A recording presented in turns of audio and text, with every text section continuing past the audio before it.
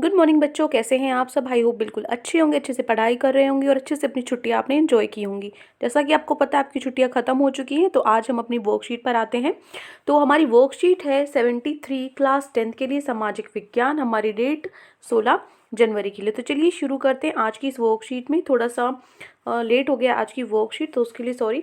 तो चलो शुरू करते हैं। आज का जो हमारा चैप्टर है इकोनॉमिक्स का, वैश्वीकरण और भारतीय अर्थव्यवस्था, उसका रिवीजन है। ठीक है, तो यहाँ पे लघु उत्तरीय प्रश्न है, मतलब आपको एक एक लाइन वाले जो क्वेश्चन होते हैं वो हैं ये। ठीक है, तो आपके पूरे 10 प्रश्न हैं, तो 10 के 10 प्रश्न हम करेंगे। पहला प्रश्न है वैश्वीकरण क्या है?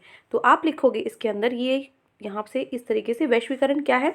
वैश्वीकरण का अर्थ है एक ऐसी व्यवस्था से है जिसमें किसी भी देश की अर्थव्यवस्था को विश्व की अन्य अर्थव्यवस्थाओं से विदेशी व्यापार एवं विदेशी निवेश द्वारा जोड़ा जाता है। ठीक है, ये सारी चीज़ें हम चैप्टर में पढ़ चुकी हैं और जब हम इसका रिवीजन स्टार्ट करेंगे चैप्टर का तो भी आपको दोबारा कराई जाएंगी। वैसे आप सबको भी आता ही होगा क्योंकि वर्कशीट में भी हम इसको कर चुके हैं। तो दूसरा प्रश्न है आपका, व्यापार अवरोधक का एक उदाहरण दीजिए। व्यापार अवरोधक का उदाहरण है आयात शुल्क। तीसरा प्रश्न है, भारत में नई आर्थिक नीति कब लागू की गई? तो 1991 में नई नीति आर्थिक नीति लागू हुई थी। किसी भारतीय बहुराष्ट्रीय कंपनी का उदाहरण दीजिए। तो हमारी जो भारत की राष्ट्रीय कंपनियां हैं, वो बहुराष्ट्रीय कंपनियां वो हैं माइक्रोसॉफ्ट, IBM और नेस्ले आदि। ठीक है, प्रश्न 4 हो गया। प्रश्न नंबर 5, बहुराष्ट्रीय कंपनियां विदेशों में निवेश क्यों करती हैं? तो देखो, विदेशों में सस्ता श्रम एवं अन्य साधन मिल सकते हैं, इसलिए कम लागत और ज़्यादा मुनाफा कमाने के लिए विदेशों में निवेश करती हैं। ठीक है, प्रश्न नंबर 6 है, बहुराष्ट्रीय कंपनी का मुख्य उद्देश्य क्या है? तो मुख्य उद्देश्य क्या है? बहुराष्ट्रीय कंपनी का मुख्य उद्देश्य है अपने व्यापार को बढ़ाना और अधिक मुनाफा कमाना। ठीक है, ये एक एक लाइन के क्वेश्चन है क्योंकि लघु में क्या होता है, आपको एक लाइन में या 2 लाइन में अपना आंसर देना होता है। ठीक है, आप 1 वर्ड में भी दे सकते हो आप। ये है आपकी जो आखिरी प्रश्न है 7, 8, 9, 10 का उत्तर है। ये आपके रिक्त स्थान थे, इसलिए मैंने ये पूरा क्वेश्चन नहीं लिखा, सिर्फ रिक्त स्थान भरा है। दिखा देती हूँ मैं आपको। ये है प्रश्न नंबर 7। इसमें आपको 4 में से सही ऑप्शन छांटना है। पहला है, निम्न में से कौन सा व्यापार अवरोधक का उदाहरण है? व्यापार अवरोधक का उदाहरण कौन सा है? आयात पर शुल्क। 8वां है, रिक्त स्थान की पूर्ति कीजिए।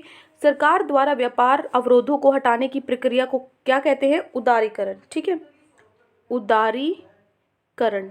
ठीक है, उसके बाद है आपका जो 9वां प्रश्न है, आपको जो ये लाइन लगाई हुई है इसको सही करना है। इसकी जगह क्या आएगा? डैश विभिन्न अर्थव्यवस्थाओं को जोड़ने का कार्य करता है। तो इसका उत्तर भी क्या आएगा? उदारीकरण। जो मैंने आपको पीछे लिखे हुए थे ना, वो 7, 8 और 9 10वां प्रश्न में करना था।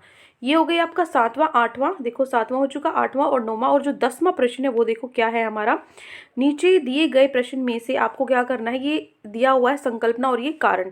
आपको बताना ये दोनों सही है, दोनों गलत है। नीचे ऑप्शन जो दिए हुए हैं, एक सही है एक गलत है, उसके अकॉर्डिंग। तो पहला है, कुछ संकल्पना है, माना गया है कि जो कुछ राष्ट्र असंगत तरीकों से व्यापार अवरोधों को लगाते हैं। ठीक है, कारण, इसका कारण क्या है? विश्व व्यापार संगठन का एक ऐसा संगठन है जिसकी स्थापना अंतर्राष्ट्रीय व्यापार से व्यापार अवरोधों को दूर करना है। क्या ये इसका कारण है?